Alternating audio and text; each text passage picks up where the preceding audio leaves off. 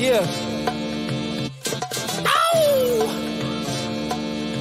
Yeah. Y'all think too small, I got big dreams. You just starting, I'm way ahead at the end scenes. Started reading and dodging all of the quick schemes. Money like your Spotify, boy, I got 10 streams. And I'm still looking for more. My people, they got a soar. I'm putting that on the Lord. Ain't accepting, ignore, just kicking down all the doors. Guarantee you, boy, if I ask for it, it's gotta be real big. I gotta make it just for my kids and for their kids' kids. That's wealth years and years. Promise my brother soon as he out and finish this bid, we finna do it bigger than anybody ever did. The odds is real big. Jobs that's real big. Satan trying a little, my God is real big. Stayed up on the grind on the cars is real big. Good morning, good morning, good morning. I am so excited. As always, the Fireside Chat. Look, guys, you're in for a treat today. I can't even explain, where we're about to go, but this is going to be one of the most exciting Fireside Chats we've done in a while. But it's not just a Fireside Chat. It's a future partnership. It's a learning opportunity. And it's about changing the game. Today, I am so excited to just have on the line with me, Greg Lafferty from New Life Developers. Man, Greg, it's just great to see you and to connect with you, man. It's been amazing talking with you the last few weeks, just having some general conversations and figuring out how to connect. But it has been amazing. So, Greg, how are you doing this morning? Great, Christopher. I really appreciate the opportunity, and I don't even know where we're going to go today, so it'll be kind of fun. It's kind of like we'll just see where the conductor takes the train, and I'm back here in the caboose, baby. I'm just right along. So it'll be a good time, but I'm excited about it, and just really thank you for the opportunity to have me on board today. So it's awesome. Oh man, look, this space that we're in is I think a great space. I started eFix Housing years ago, really to kind of get into the housing side, but then the Wealth Academy came on as far as educating and empowering and training people. But my mission has always been to go into communities and change people's lives and just make an impact and a difference. And when I talked with you for a few minutes, we were talking and connecting, and I saw our visions and our mindset, just so aligned. So tell me about your company, New Life Development. Tell me about how that came about and who you are. Yeah, thank you. New Life Developers is the kind of the parent company, and it's a partnership between myself and Lori Stewart. We've been friends a long, long time. New Life Developers has been around about 10 years now, and she and I've worked together in various capacities for, probably 14 years now. And it's a wonderful thing. One day after, I started investing in real estate about 28 years ago, and taking I call them pieces of coal, right? They weren't even diamonds in the rough, man. They were still pieces of coal, and putting that little bit of rubbing on them and pressure on them, make a little diamond out of them, and just really focusing on improving communities as we went. One day, Lori turned around and she goes, "Hey, have you ever thought about flipping a house?" I'm like, "Oh, I don't know about that." So we started that direction, and we developed this little mantra at New Life Developers, improving lives and communities one house at a time. And that's very, very important to us, to be able to take and not only just change a house, but then to also work on redeveloping communities, right? And applying that intense heat and pressure, so to speak, to take that coal of a community and make it a diamond again, and to make people feel good about where they live, and help them along the way. And we treat our tenants the same way. We all that kind of stuff. We want to provide a nice, safe, clean place for people to live, and as we provide them housing, whether that's build and sell type project like New Life Developers focuses on, or one of our rental properties where they can just rent and live and raise their families. It's a matter of just impacting them at the life level, right? We're not just providing a roof. That's not what we're doing. We're providing them with an environment, because that's what a house is, right? It's an environment to raise their family and to develop their lives, to have life experiences. And so that's a way we could help them improve their lives. So that's kind of what we're about. We have various different offshoots of that. The Branch Wealth Partners, I have up here on the moniker on the screen, as our real estate investment education and wealth building organization, just like the Wealth Academy. And because we like you feel like that we want to be extraordinary. The ordinary people spend 30% more than they make, and they're off here saving $50 a month in their 401k so they could die broke. And we're over here trying to be extraordinary and something totally different and do things different than, if the whole flock of sheep's running to the right, or, we want to go the other direction. So, that's amazing. I got 2 points I'm gonna tag off that, because I think what you said, one thing you said that was so powerful is about the community. You focus a lot on the community, and I'm gonna tag that 401k plan. We could talk about that later in this conversation, because that's gonna be an interesting part, I think, about where we're going. So tell me, right quick, Greg, when you looked at when you first got started, you saw that first house, and you were saying, I want to get into real estate. What did you do before real estate? About that first deal, what did it look like, and what was your mindset at that point? Because I know for me, in the Wealth Academy, when I'm talking about training and developing and getting people into building wealth and real estate as a tool, but I would say real estate is only a tool. That's right. It's not just the only pathway. It's only a tool in the building wealth. But the key thing for me is mindset. So when you saw that first deal, looking at your first property, what did that look like, and what was your mindset at that point in time? What were you doing? What was real interesting is I was working for NASA at Kennedy Space Center, and 26 years old. And as a 26-year-old man, we don't need much, right? So we need a nice car and just a place to put our head at night. That's our priorities at 26, right? And so I was actually living in a kind of a low income apartment complex, and kind of saving my pennies. I think my rent was like $395, and my car payment was over $500 a month. So that kind of gets you in line where my priorities were. And so one night, the local drug dealer came by and knocked on my door and wanted to talk to me about something. I'm like, hey, man, yeah, I don't think we really have a lot in common. Don't need to really unless we're going to talk about the weather, I'm really not sure we need to talk. So I decided, I probably should go think about different housing situations. And I kind of fell into this little townhome, made an offer, never bought a property before, didn't know what that was like, had no idea. And as soon as I closed on it, a buddy of mine said, hey, I need a place to live. Why don't I pay you like $400 a month all in, and I'll just rent out a room in your townhome? And I'm like, man, and a landlord was born. I said, this I think my full payment was like $600. He was paying $400, right? And so I said, this is going to work out great. So I was in like April. By November, I think I'd bought 50 units. I absorbed everything, just kind of learning and growing and doing. And I was taking these really these houses and small apartment buildings that were really rough, and applying a lot of effort and time and energy into them, and fixing them up, doing that Burr method and all that kind of stuff before it was even cool. But it kind of bit me. It was a bug that bit me. And I said, I could kind of do this. Like, I can do it. It's a tool, right? It's a tool that I could use. I could relate to it, very analytical, running some numbers. And I sat there and said, this is something. And if I do it right, this is wealth that could be passed down for future generations. Right. And this is the kind of investment strategy that could yield towards income in the future. Right. And that's really, 28 years later, that's exactly where I am. And it's a long game. It's a long game, right? It's not a overnight get rich quick kind of thing, right? And we used to watch it on late night TV, all the infomercials and all that kind of stuff, back in the day. But it's not that. It's a long game. And as long as you have a long-term perspective on life and a long-term perspective on wealth creation, right, then the slow and steady does win the race. It sure does. And I think that's iconic, because I know when I looked at how I got started in real estate, it felt, I was sitting in my office and I was saying, I'm at this bank, I'm having an impact, but I'm not having an impact. I'm having an impact, but I'm not making an impact. And when I looked outside the window, I saw a community that was just challenged. And it was either you be part of the solution or you become the problem. And I wanted to be the solution. So I went over and ended up buying an investment property. And I'd already owned a home.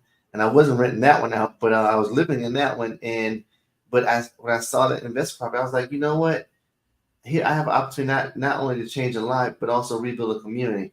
And that's how that was kind of my start. And it's just like you, I fell into it. And It took a while to get to the second one and third one, but I saw the win. I saw the slow progression, and it turned into something that I fell in love with. And I'll tell you, and I'm gonna ask you a question. I did a lot of my own work, so I didn't mind getting into a sheetrock, hammering a nail, because you always see people saying, I'm getting real estate, but I'm not gonna touch it.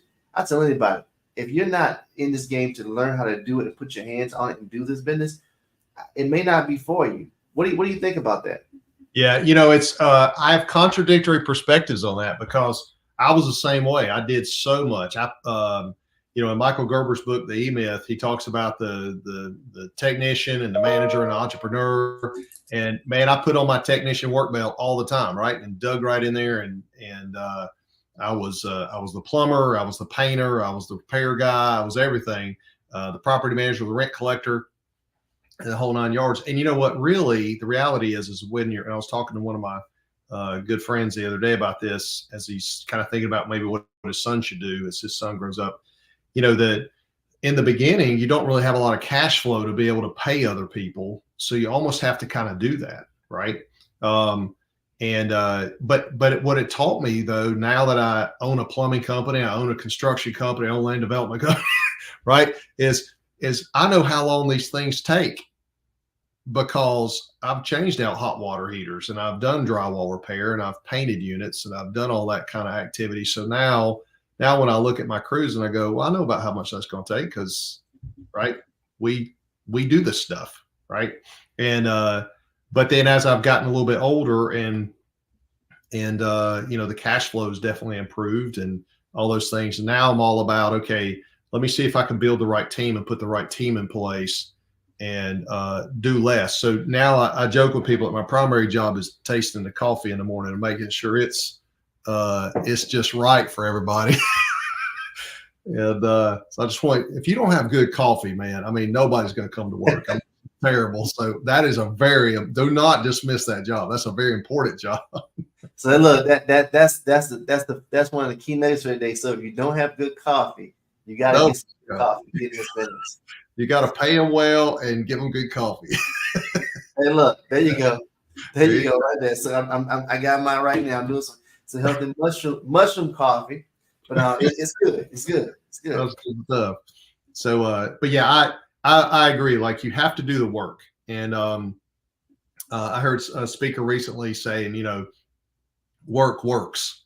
And so if you get out there and you do the work, whether it's leg work, manual work, whatever it is, you got to go do the work, and you get out there and grind and get the work done. And then you start learning these processes. And like Michael Gerber will say, once you kind of develop the processes, learn it, then you can put somebody in that role, and that's their key role, right? And then kind of start building on that. So, but definitely in the beginning, man, you got to roll up your sleeves, man, and get it done. So on your team, tell me about your team. So when you first got started, tell me, because again, I always tell people, you're right. I've done a lot of the work. Now I've hired, I got systems in place. And then you start to build, and it takes time to, I will tell anyone, please don't sit and think that overnight the team was built and it just kind of fell into, it was a whole lot of heartache and trying to figure out the right people, where to go. There isn't a one-stop shop on how to do it. You have to feel your way through it, figure out what works for you, and put together the right team. So Tell me about your team that you put together to get from day one to close to where you are now. We haven't talked about all that you do, but just a little bit of it. No, that's great. So, and I think initially, it kind of started out with just subcontractors, right? Like, the team doesn't have to, everybody thinks about a team being like employees, because that's how we're geared to think, right? Go to school, get a job, be an employee, right? That's how we're geared to think. But your team doesn't have to be your employees. It could be subcontractors, they could be lenders, insurance providers, right? Attorneys, CPAs, all those kind of people are on your team, even though they're not directly on your payroll, right? So, and you don't really have enough work for them to do full time anyway. So you might as well just find good subcontractors initially. And when I put out subcontractors, I'm including like any kind of 1099 type person. So a CPA, an attorney, those guys too, they all kind of count. And because you don't really have enough work and all that to kind of keep somebody on the bench just sitting there costing you money while they're waiting to do something. But certainly you can you can find them, and you're not going to get it right the first time. Everybody's going to seem amazing until it's time to get the work done. And then you're going to find out where the rubber meets the road. Right. And so then you're going to find out whether they actually have the chops to be able to do the job. But I think that, I can't even tell you how many evolutions I've gone through trying to find the right people to put on the right seat in the bus. But it's a constant process. And about any time you think you've got it right, there's a life event, right? Something happens, somebody dies, somebody moves, somebody's, partner changes jobs, something happens and it switches up. So as an entrepreneur, that just kind of keeps you on your feet. That makes every day different, right? Otherwise I'd be standing on the assembly line, putting this nut on this screw every day and putting it in a bin. That's what I would do. But I chose entrepreneurship because I like the variety. I like the move and shake and I like every day to be different. So it's a challenge. And I think that's a cool statement, is that every day changes. When I wake up, I know today is going to be different than yesterday, and tomorrow's will be completely different than today. And in my team, when I started building my team, one of the things I realized early on, and this is my key nugget for anyone, you can't build a successful business off inconsistent people. That's that correct. Was the hardest thing I had to learn, was the people I needed to keep in place, the people I had to let go, because when you're trying to build and you got people that don't have that passion and don't understand why. One of my slogans was, I'll never put anyone in a house that I would put my grandma in, because I love my grandma. And that meant I'm going to put my love and my heart in it. And if you're working with me, I need your love and your heart in it. And if you don't love your grandma, we ain't a good fit. So so for me, that was one of the things I live by. So and hearing you say that team, building that team structure is so important, to getting the right people to put in place to make that win happen. And the crew that you need is probably not, the members of the crew that you need are probably not in your circle of influence. Like, it's not always your aunt's best friend's sister's brother. Okay. Right. And you're like, oh, I got to hire him. He's Aunt Sally's, whatever. No, you don't have to hire him. You want to hire the best, the absolute best. You don't want to hire a person. You want to hire the best person, because the best person can bring to the table 10x what the mediocre person can bring, right? And the mediocre person can bring 5x of what the average person, right? The next layer down. So the difference between a guy who just has to have a job to the person that's like a high performer is a big multiple, right? Yeah. And that is so, what you just said was so important, because I'm telling you, hands down, that is the number one thing I think I had to get over, was every single day trying to find the person next door or the best friend, refer somebody. And it just never worked out, because I'm going to say never. It did work out because it gave me some opportunity to help some people, but I also found myself overextending myself trying to help people in some regards that didn't want to help themselves. And that's where I started getting into trouble.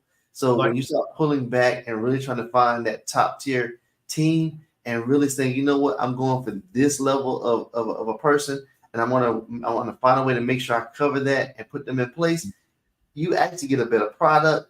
You get a better, lowers your stress, and you win together. And what happens, like our mantra at New Life for this year is based on the scripture in Nehemiah, which is rise up and build, right? And when we break that down, we sit there and go, okay, we're going to put the right processes, partner with the right people to yield growth and to yield impact. So if, let's just say that you give Aunt Sally's brother, sisters, cousins, uncle a job because he needs a job, right? Well, you might impact that one person, but what happens if you put the right person in that seat in the bus, and now your company grows, and now you can impact 100 people, right? Or 100 families, which is like 400 people, right?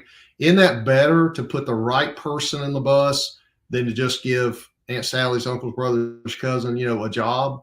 So, right? Because now you can grow and make an economic impact, and then you turn around and roll that back into the community. You can roll it back, right? And really make an impact on a bigger scale. And so, and that's kind of where we're looking at. We're like, well, we make sufficient impact today, but we don't make significant impact today. And so if we rise up and build as God commands us, and we grow, and we do it in a very honoring process, then we can make more significant impact, not just sufficient.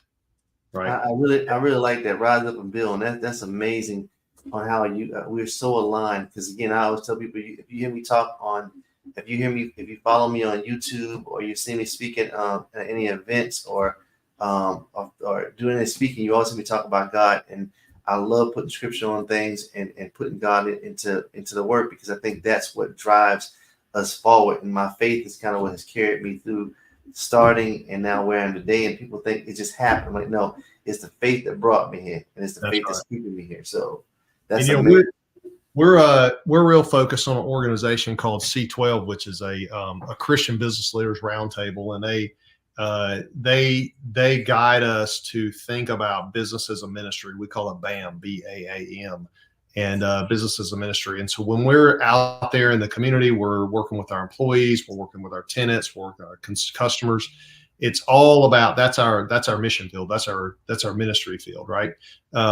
Even though we have to have solid economic value, we have to have a good business, we have to have all those things. It's not just we're running a nonprofit, because that really doesn't help us. We have to make profit to be able to make that impact. But that's that organization has been tremendous. So in the listeners out there that run businesses, man, that is a fantastic organization to get plugged into, to get your mindset right? To go, okay, I'm here to lead. This is not, I don't own anything. Right? So I'm just a good steward. I'm just managing all this. And so, and then we're here to grow this thing to be a better impact into our mission field. That's it. And so now I'm gonna move in a little bit. So your company, coffee. That coffee again. Look, good coffee. You do you sell homes. You do residential and new construction. You also do commercial and multifamily, and you do land development. Give me a little bit about each one of those, and let's dive into. And I'm going to dive into land development. So yeah, they all kind of tie together, So we create our own subdivisions, and sometimes that could be real small infill lots where we're just subdividing the lot to two or three parcels, that kind of thing. Or it could be, hey, we're going to push in a road and do curb, gutter, sidewalks, all the utilities and stormwater and erosion control and all that. So we do all that, and then we come behind it and we build our homes on top of those lots that we create.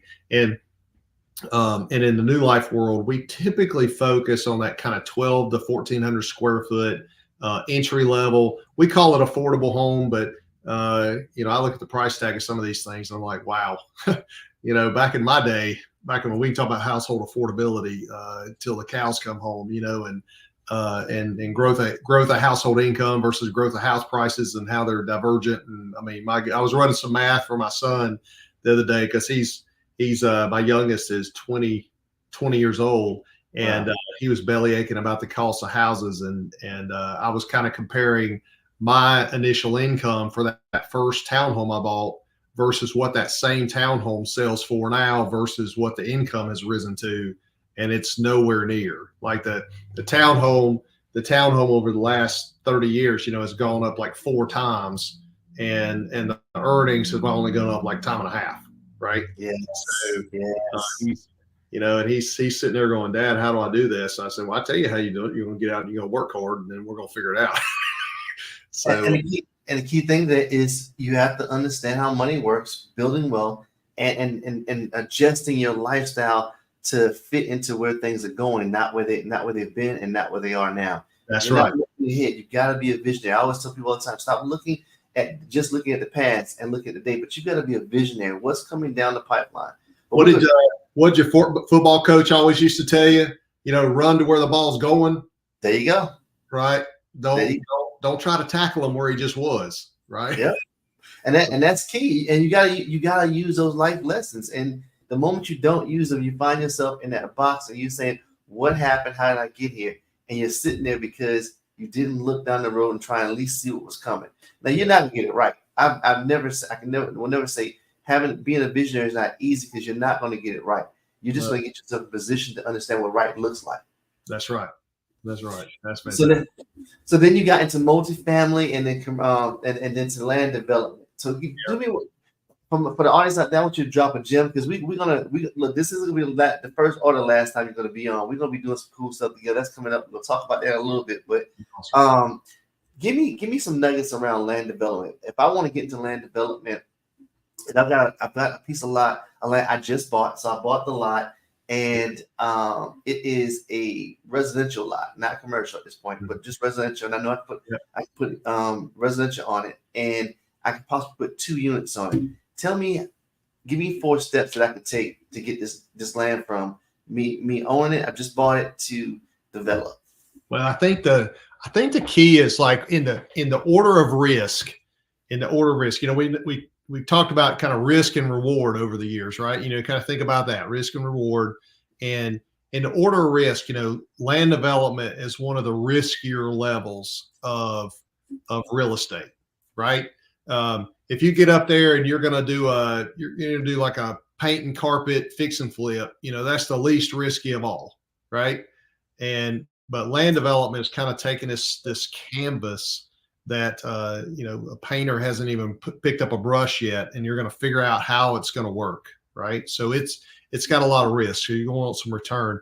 And so one of the ways, I think the big nugget that I would pass along is the thing that we want to consider is, I don't even like to close on a piece of dirt unless I know what's going to go on that piece of dirt, what's allowed to be there, what the city wants there, because I know we're in a free society and all that kind of stuff, but let's not fool ourselves. Okay. So the city has a lot of control about what goes on that land that we now own. Right.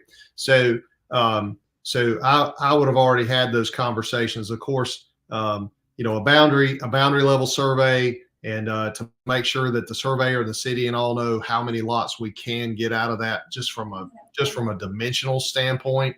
Right. And then thinking about some of the environmental impacts, because that's important too. If the land is greater than an acre and we start disturbing it, there's all kinds of erosion control plans and engineering that has to go involved, and retention ponds and other things like that. That kind of stuff starts to really get expensive. So the first nugget I would tell you though is please put on a contract out there enough time in your due diligence phase to get that studying done, and to make sure everybody understands that, hey, look, you don't need to own this another piece of dirt that you can't do anything with, right? So, you need to, the only time you're going to close on it is when you've got kind of a plan together, exactly how many units you can get out of it. The city's already, walking down the approval process, or maybe even approved it, so that by the time you close on it, you could go start clearing trees and grading and kind of working through the construction process, as opposed to buying it and then starting all that investigation. Yes. Right? Because the last thing you want, it's just like buying a house and getting a house inspection, right? I mean, I did that. It's in my book. You can read my book, and it's the funniest thing ever, where I said, I'm not going to pay $500 for a home inspection, and like $10,000 later, I probably should have gotten a home inspection. Home inspection, yeah.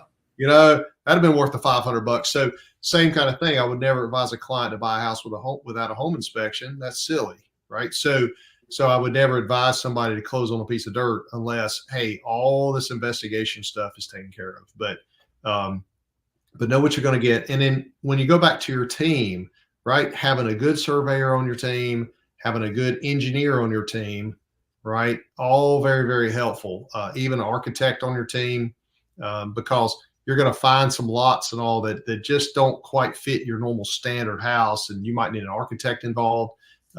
Might require a civil engineer to lay out the stormwater systems and the utilities and the roads and the grades and all those kind of pieces. And they're going to work hand in hand with your surveyor to kind of get that all laid out for you. And, so if you think that I am an engineer, but if you think I'm going to break out my T-square and sit up late at night drawing on stuff, exactly. That's out of my expertise. I'll let other people. I'd rather drink the coffee and just tell me what it's going to do. I'm going to add to that, because again, what he's talking about here is that team. We talked about first planning. The first step was having a plan going in, know what you're going to do with it. But then the second piece of that is having the right team assembled, understanding how they all play together. That civil engineer, that surveyor, and that architect, they can save you a lot of money and time in your design process and what it's going to look like to get that pretty picture out of your head and onto that dirt as far as what it's going to look like. Because what we have to remember, you know, in the there's a fine line with raw dirt, whether it's an asset or a liability, right? Ooh, I like that. When you talk about Robert Kiyosaki and his definition of asset versus liability, does it cost you money or does it make you money, right? And so if you end up holding a piece of dirt and you have no way to convert it to revenue, right? Because it's ill suited for whatever you thought you were going to build on it, right?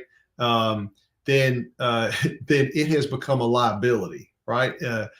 Property taxes every year, insurance, somebody's got to cut the grass, right?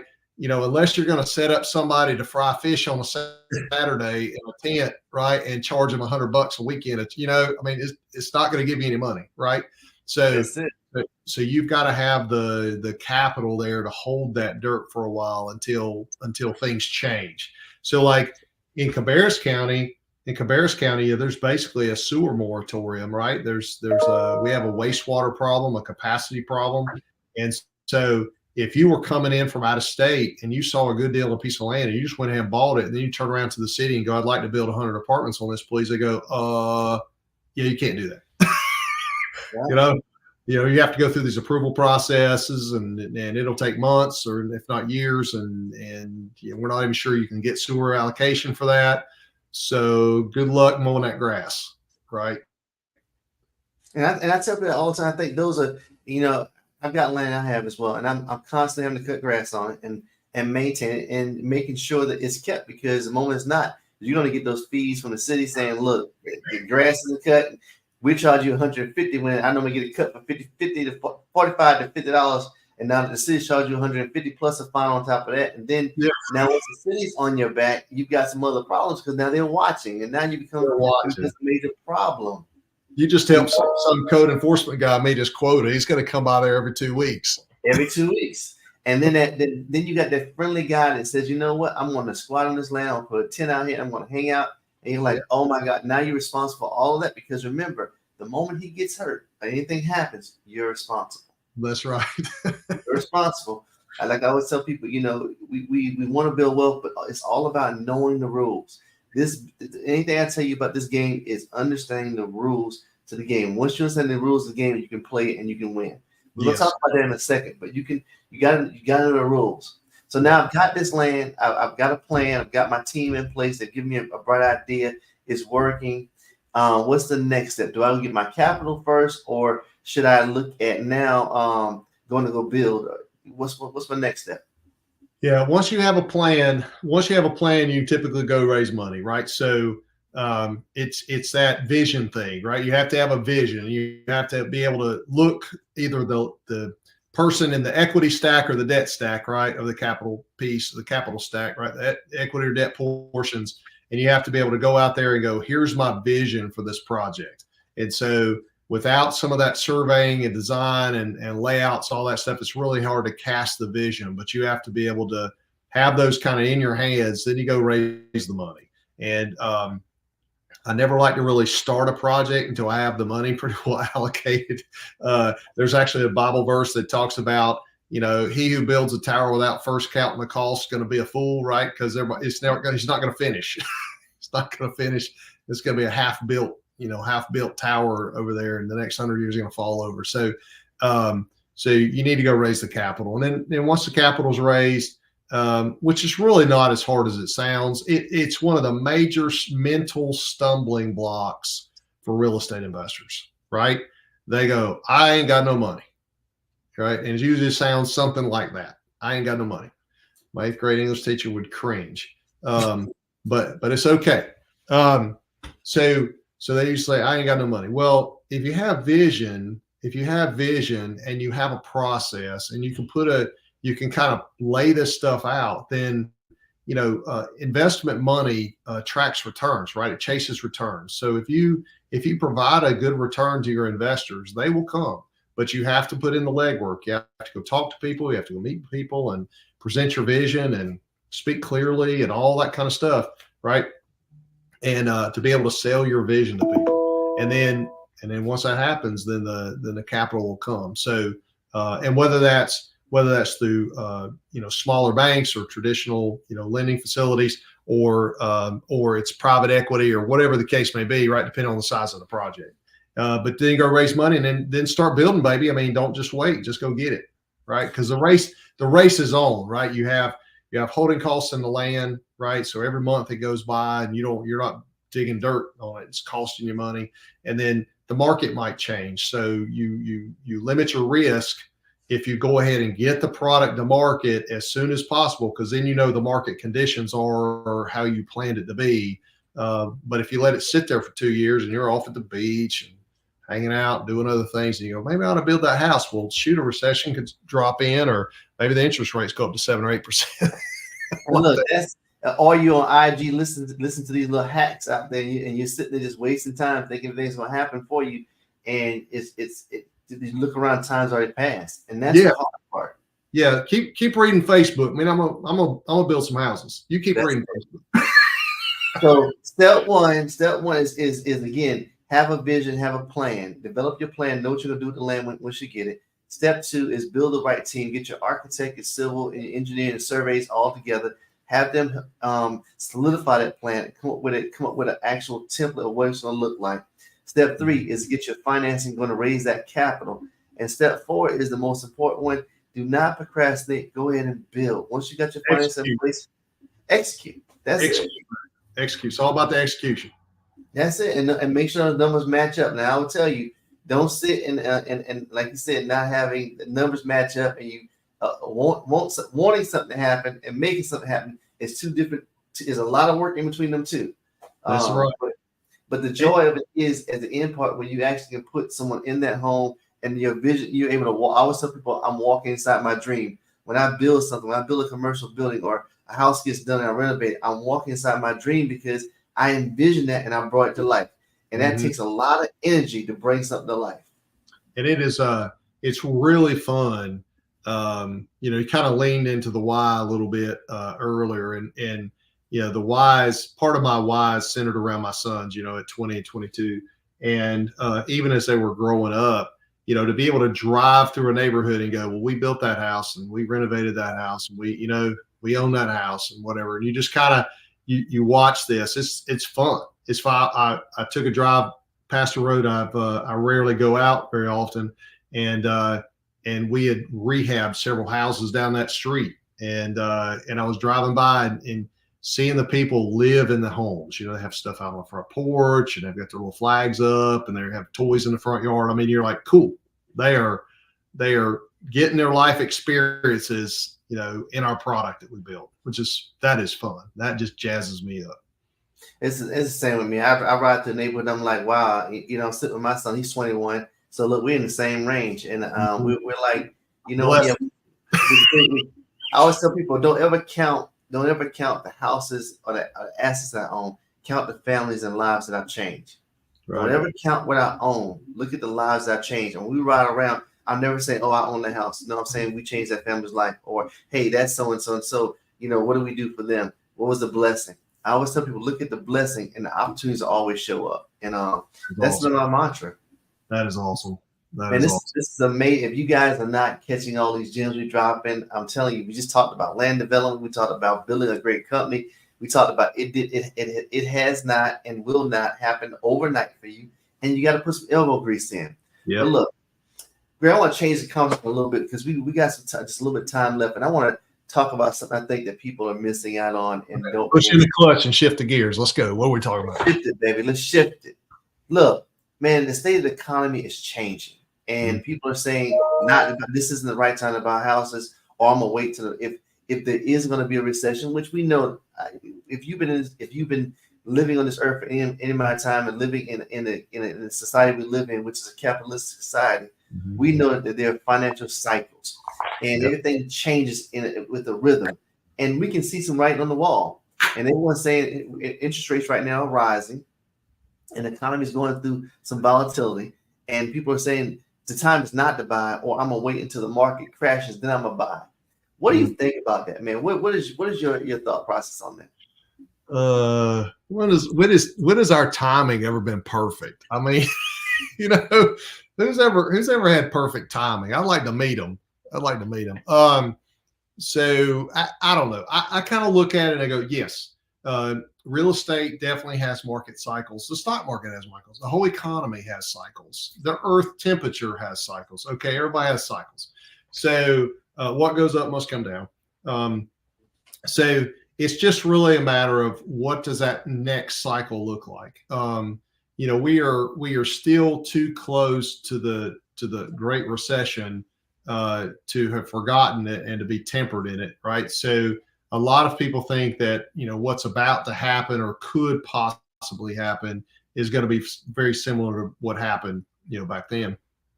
And I'm not so sure about that. The world is a different place, and the market factors are different. But I do see that that with the high interest rates and the lack of affordability, you know, I feel like there's going to be some softening or some kind of correction. I also feel like that especially on the commercial and the multifamily side, what's kind of interesting is typically we look at this term called cap rates, which is it's that kind of all cash return. So if I paid all cash for a property, what could I get back in return for that?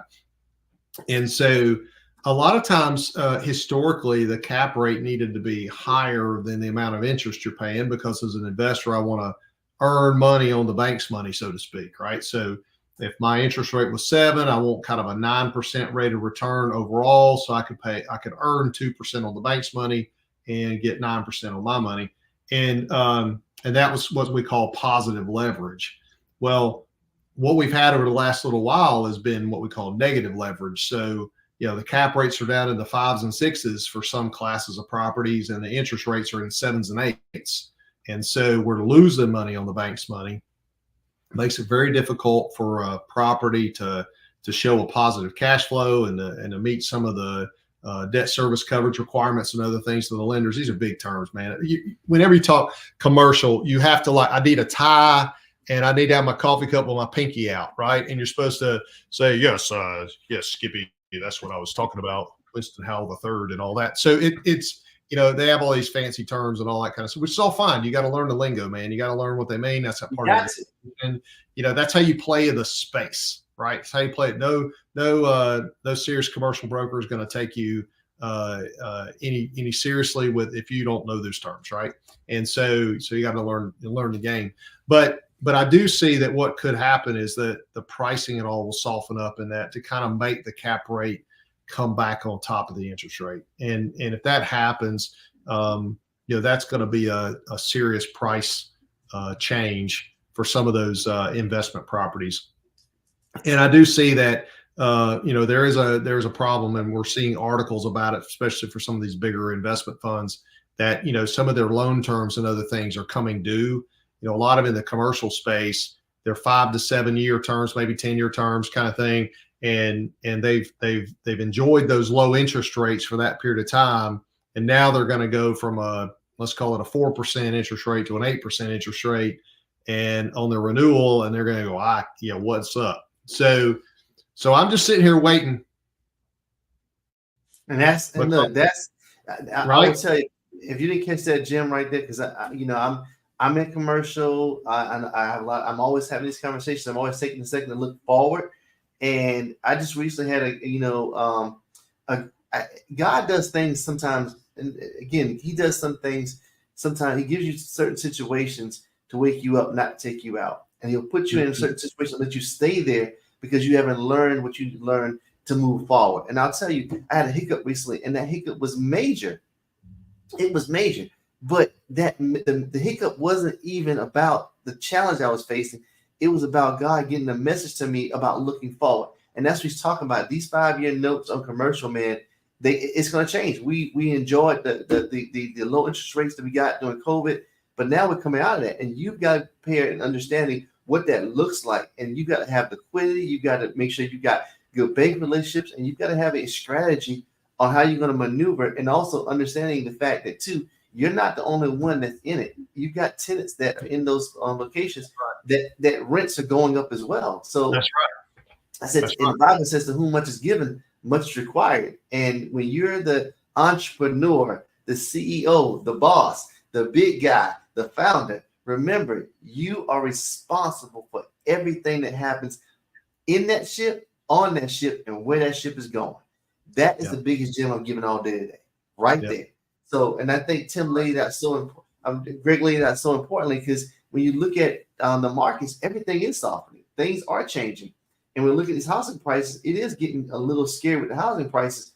But remember this, even with the recession, you'll see a small decline in housing prices. But what normally happens, they go back up again. So in that shift, you got to be prepared. And I'll tell anyone, real estate is a tool to get wealthy. So while you're learning these processes and you're hearing these gems, we're talking about the companies, you're talking about the mindset, we're talking about the economy.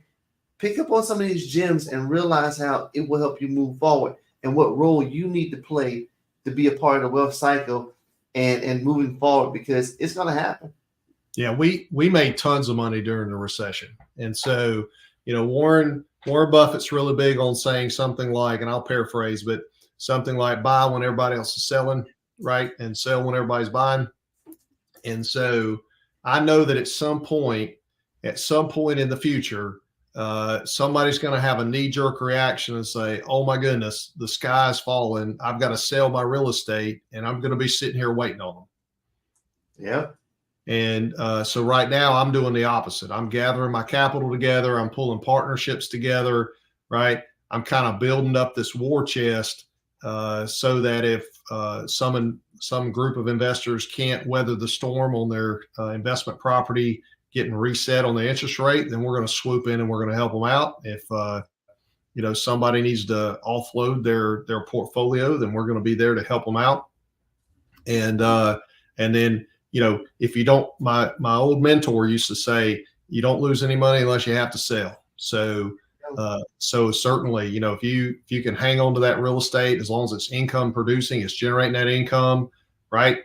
And it keeps your bills paid and keeps going, and you have a long-term vision, then as we come out of whatever correction that will happen, because it's a cycle, one will come, might not be this year, might be 5 years from now, but a cycle will happen.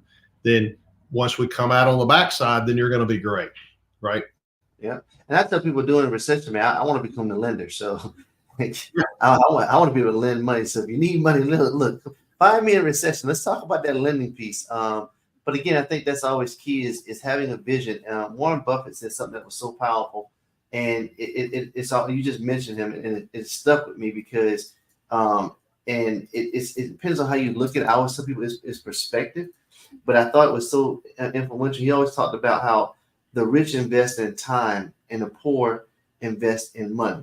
Now, let me just preface when I say that, because I want people to understand when I'm saying that. I always give definitions I always give a definition for a word, and it's a little bit different usually than what you've been taught.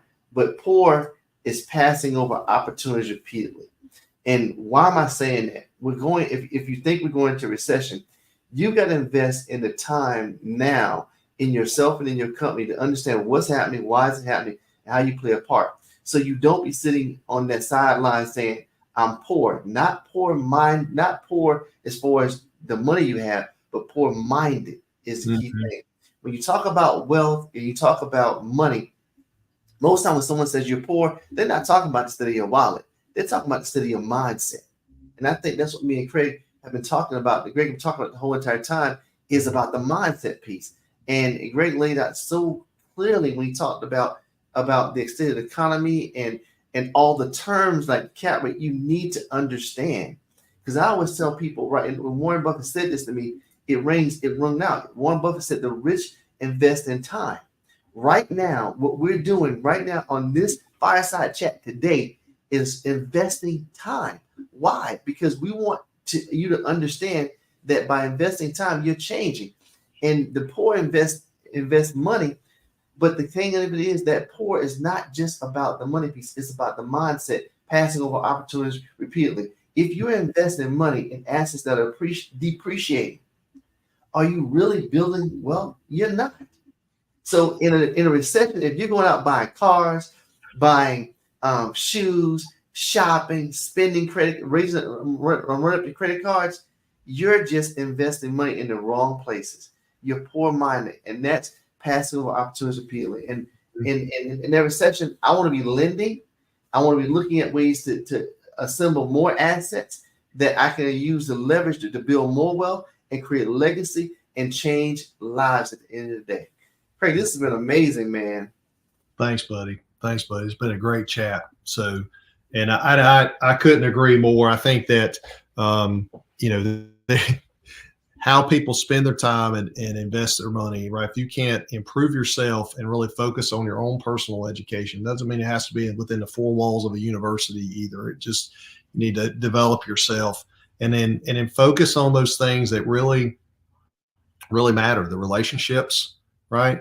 The shoes, the cars, all that kind of stuff, that stuff all passes away. But I don't know how many people over the years have come up to me and goes, man, I would never invest in that real estate because I don't want to deal with those tenants. I'm like, that's holding you back.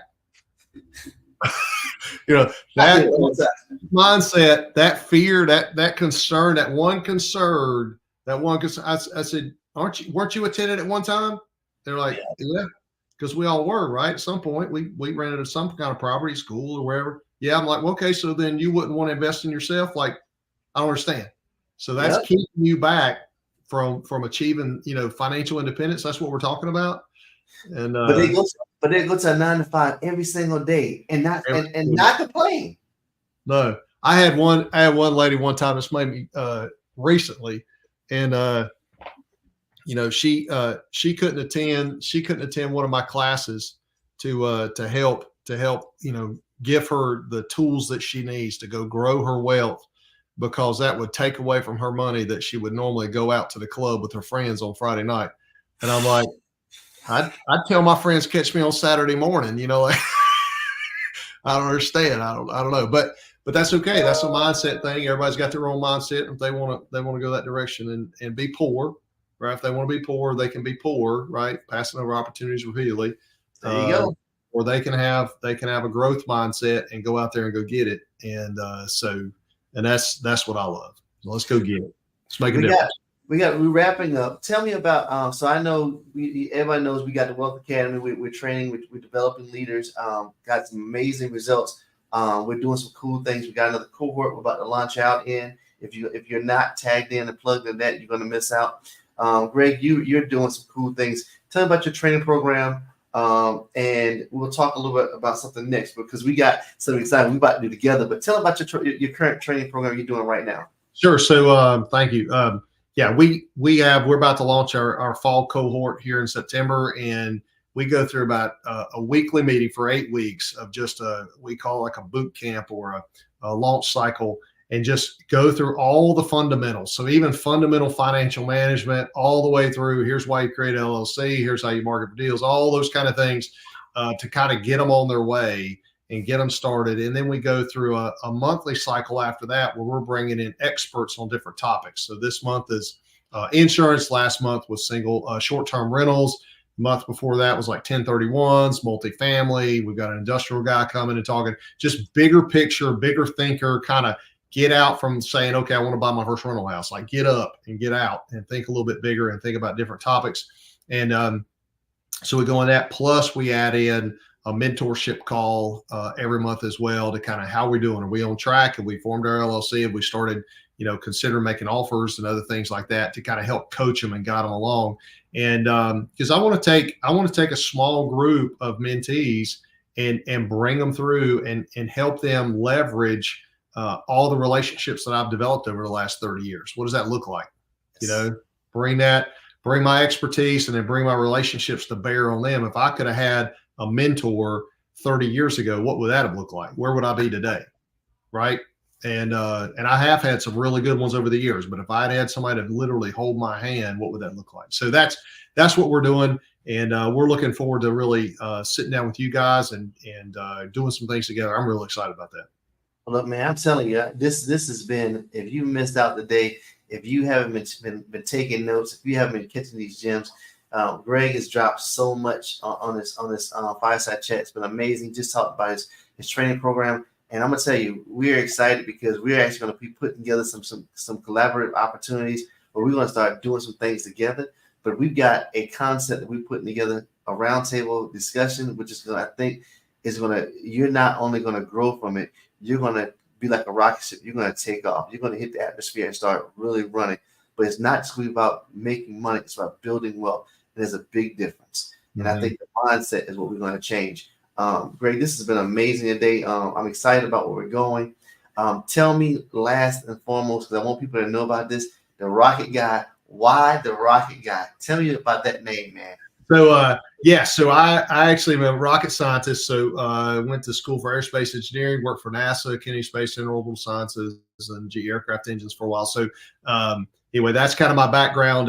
And so you could come check me out at therocketguy.com. I have a lot of good free educational content out there, and therocketguy.com. So that's kind of my fun little moniker. And you probably can't see it, but my little lab coat over here. And so I break out my little lab coat every once in a while especially when I'm teaching math, because you got to wear something like that when you're going to deal with math and science, So we're doing analysis on real estate. That's a lot of fun. So, but I have a good time with that. That's a lot of fun. Well, guys, this is not gonna be the last time you hear from Greg, because we're gonna be partnering up doing some cool things. He got an amazing team, and we're gonna bring some game changers to the world of real estate, how we're doing it and what we're doing and how we're going to reach out to more people. I'm excited about it. Again, think big, dream big. Thinking, seeing where you are, dreaming, seeing where you're going. But being big is not about money. It's about building wealth and changing lives. But I promise you, when you're building wealth, money will always follow you. So guys, look, this has been a great session today. Just so humbled to be in the presence of Greg and learning from him and connecting and then collaborating. So guys, look, let's go kill a day and have a great and amazing day of changing lives. Let's go get it. Thanks, Chris. Awesome.